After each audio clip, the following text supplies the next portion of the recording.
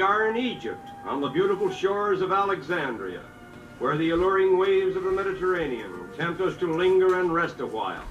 But this time, the purpose of our visit is not so much to photograph scenery as it is to photograph people. And we know of no more fitting way to meet the modern people of Egypt than by way of music, as rendered by the band of the University of Alexandria.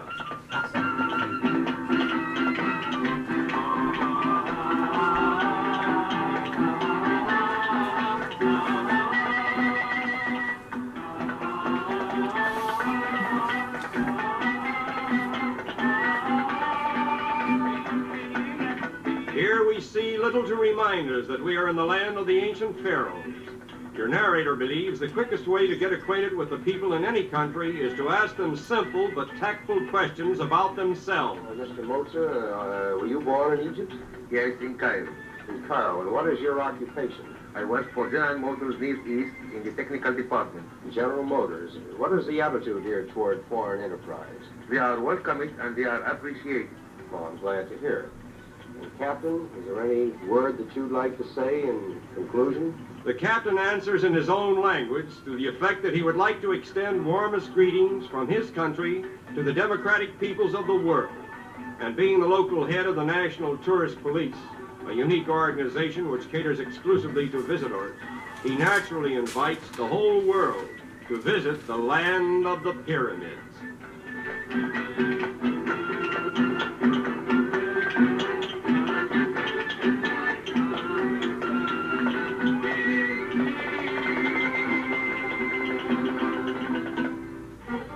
The most popular college sport in Egypt is football, or soccer.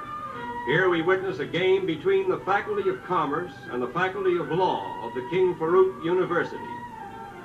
Today, the two great universities of Egypt, the King Fahd First Foundation in Cairo and the King Farouk First University in Alexandria, number between them more than 20,000 students, female as well as male. The young women of Egypt are now enjoying privileges that were unknown to their mothers.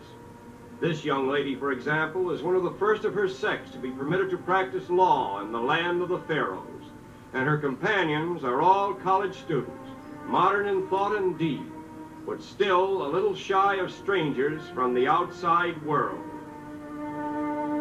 And speaking of modern freedoms for women in Egypt, here is an outstanding example.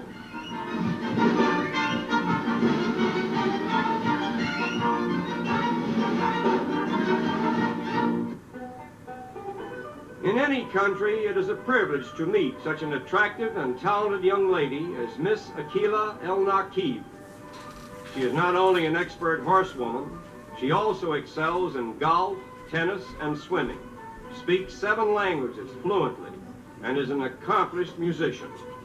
Her father, Dr. El-Nakib Pasha, is the director of this King Fahd First Hospital, one of the most modern in all of Egypt. And it is here that we meet another fine example of modern Egyptian womanhood. This young nurse informs us that she is only one of many Egyptian girls who have become public nurses in the past generation, and she modestly expresses great interest in her work, as well as the hospital which she so proudly serves. And now, by way of contrast, we behold the Egypt of yesteryear, the same old Egypt that was known to Cleopatra and the builders of the pyramids.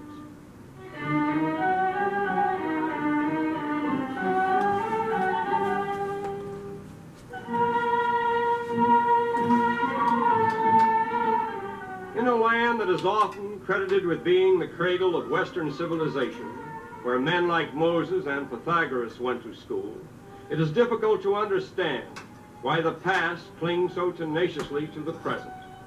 But it must be borne in mind that life as we see it here is narrowing down to remote districts.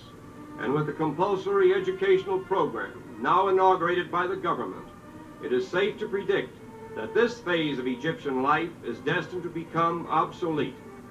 In fact, if the present rate of progress continues, in another generation or two, the antiquated customs of ancient Egypt may be completely obliterated.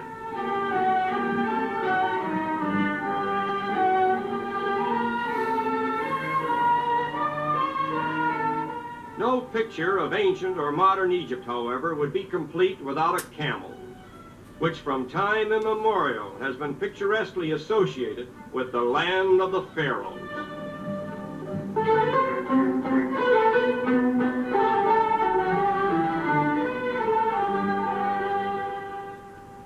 Returning to modern Alexandria, we are privileged to meet Lieutenant Colonel Ibrahim Mustafa, commander of the municipal police, who was trained under the strict military routine of the British when they maintained troops in Egypt.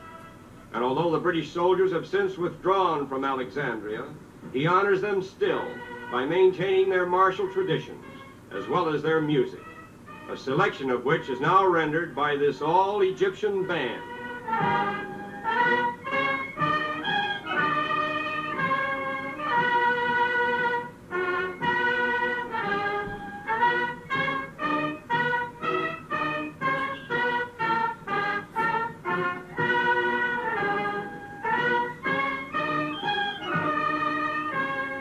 An Egyptian band playing Men of Harlech is certainly a fair tribute to Wales, and saints alive, hear what they're playing now, a medley of familiar old Irish tunes.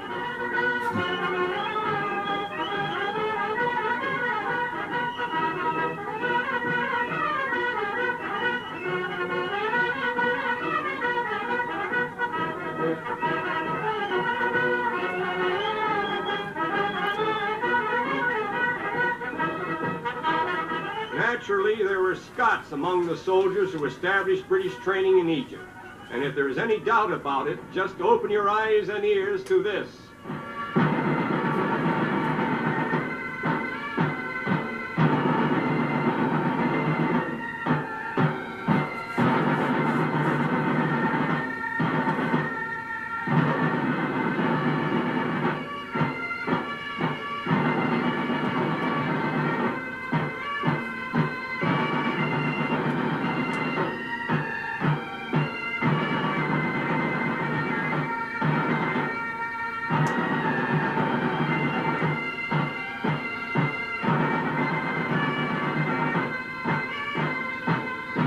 And so life goes among the Egyptian people on parade.